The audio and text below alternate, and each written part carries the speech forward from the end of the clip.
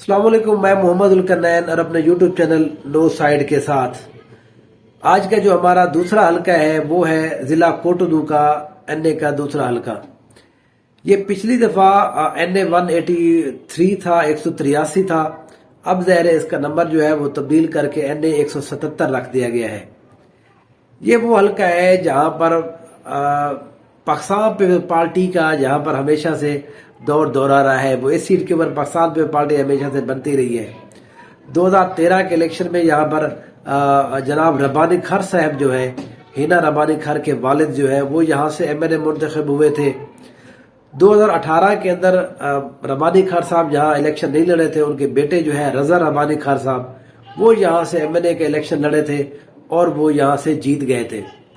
यहाँ पर बड़ी दिलचस्प सूरत हाल ये है कि यहाँ पर कैंडिडेट बहुत ज्यादा होते हैं और वो ऐसा नहीं है कि एक की बहुत ज्यादा हो तो दूसरे के बहुत कम वोट आते हैं।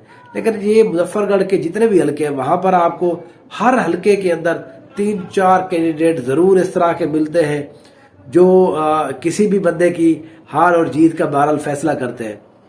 इस सीट के ऊपर भी रजा रब्बानी साहब जो है पाकिस्तान पार्टी की टिकट के ऊपर जीत गए थे।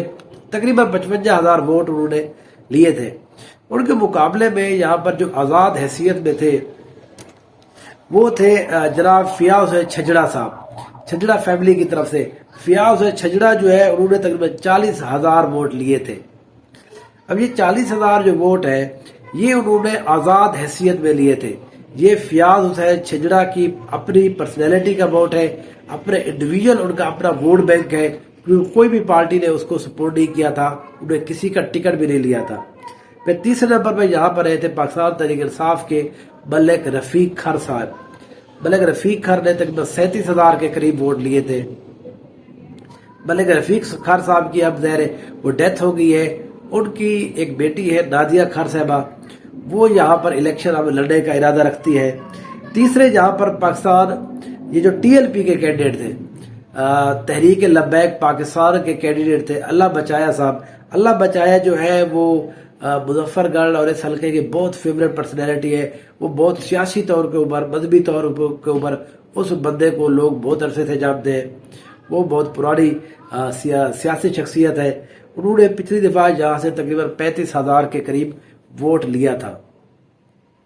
अब यहाँ पर सिचुएशन ये है कि जो रजा रब्बानी खार साहब है वो तो ज़ाहिर है पाकिस्तान पे पार्टी की हैसियत के उसके टिकट के ऊपर इलेक्शन लड़ेंगे और उन्होंने कंपेयर भी अच्छी खासी स्टार्ट कर दी है।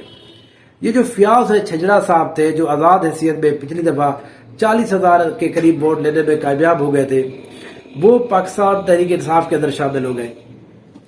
9 मई के वाक़े के बाद वो सऊदी अरब चले गए। वो आजकल वहीं पर होते हैं। यहाँ पर उनके ऊपर बहुत सारे पर्चे हो गए, जैसे यहाँ पर हर किसी के ऊपर पर्चे हैं। आप और मेरे और सब किसी के ऊपर कोई ना कोई 12 पर्चे हो ही गए होंगे किसी वजह से। तो इसलिए उनके ऊपर भी वो एक पर्चे है, तो वो 12 बाहर बैठे हुए हैं। उनके बेटे को गिरफ्तार किया गया है, फिर उसको छोड़ दिया गया है अभी तक, लेकिन वो पाकिस्तान तहरीक इंसाफ के अंदर मौजूद है। तो एक्सपेक्टेड यही है कि इस सीट के ऊपर पाकिस्तान तहरीक इंसाफ का एमएनए का टिकट जो है वो फियाज छजड़ा साहब को मिलेगा। ऑनलाइन जितने भी सेशन होते हैं पीटीआई के, उनके पार्टी के, वो उसमें मौजूद होते हैं। तो इसलिए अभी तक वो पाकिस्तान तहरीक इंसाफ की तरफ से ही इलेक्शन लड़ेंगे। ये अभी तक आज की तारीख यानी कि आज 19 तारीख है दिसंबर, उस वक्त के मुताबिक, क्योंकि इस मुल्क में पता नहीं चलता कि कौन बंदा किस वक्त तब्दील कर रहे पार्टी या तब्दील करा ली जाए पार्टी। तो इसलिए मैं अभी 19 दिसंबर की बात कर रहा हूँ। तो नादिया खर साहबा जो है, जो मलिक रफीक खर साहब है, उनकी एक साहबजादी है नादिया खर साहबा, वो भी यहाँ पर मौजूद है। वो भी इरादा रखते हैं पाकिस्तान तहरीक इंसाफ के टिकट के ऊपर इलेक्शन लड़ने का। देखिए पार्टीज के अंदर ये भी एक इलेक्शन कमीशन है उनके ऊपर लगाया हुआ है। उन्हें कुछ मखसूस तो बहरहाल फीमेल होती है, लेकिन एमएनए का टिकट जो है जनरल इलेक्शन के लिए भी उन्होंने फीमेल को देने होते हैं।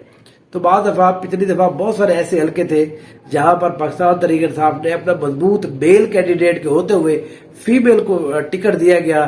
उसकी वजह सिर्फ यही थी कि वो कंपल्शन है, वो जरूरी है कि आपने इतने टिकट जो है वो फीमेल को देने हैं।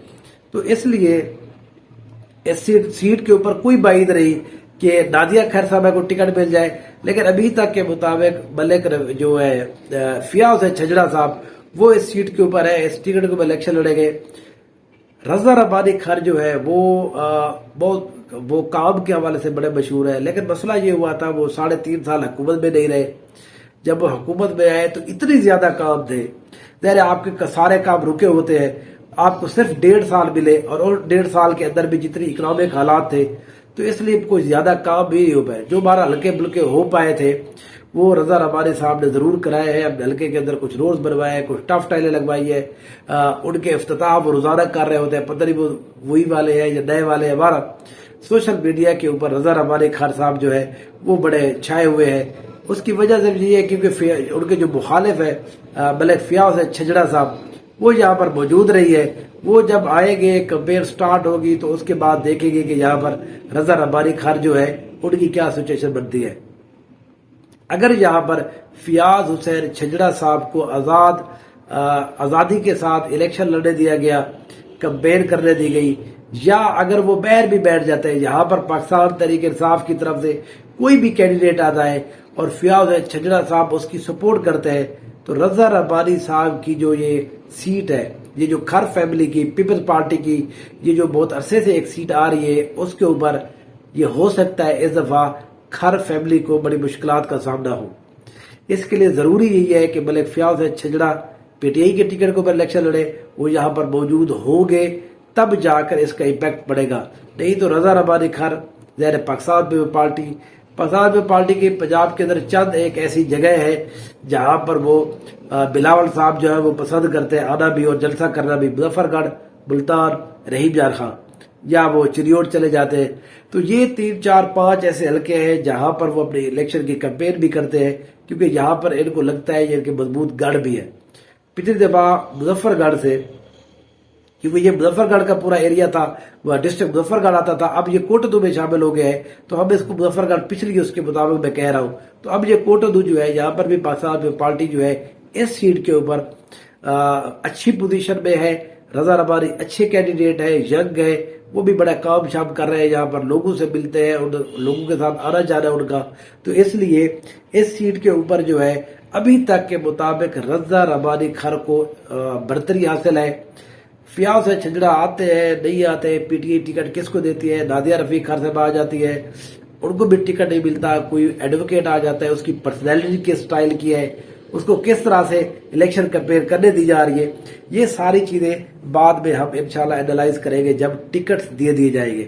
ابھی تک کے مطابق پیپلز پارٹی کی یہ سیٹ پہلے بھی تھی، 2013 میں بھی تھی، 2018 میں بھی تھی، اب بھی ہمارا لگتا ہے کہ شاید یہ سیٹ پھر سے پاکستان پارٹی کی ہو۔ Thank you so much.